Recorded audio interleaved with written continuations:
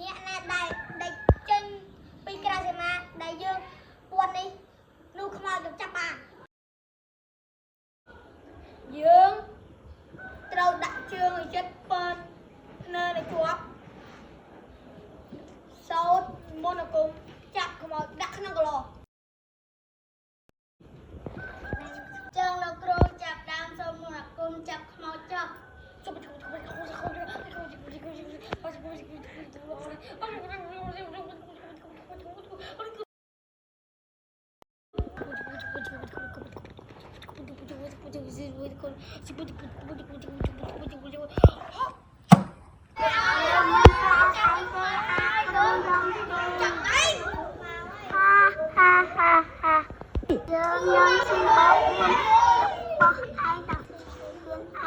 យើងនឹងស៊ីពុកពេលហើយទាំងអស់គ្នាយើងមិនខ្លាចអូយមកđiគ្រូយ៉ាងទេ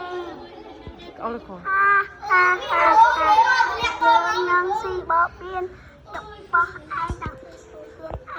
យើងនឹងស៊ីពុកពេលហើយទាំងអស់គ្នាយើងខ្លាចហើយកុំ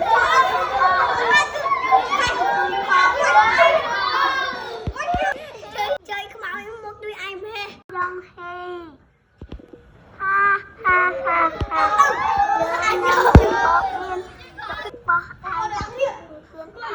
យើងនឹងស៊ីពុកពេលហើយទាំងអស់គ្នាយើងខ្លាចហើយកុំចាប់យើងអើយ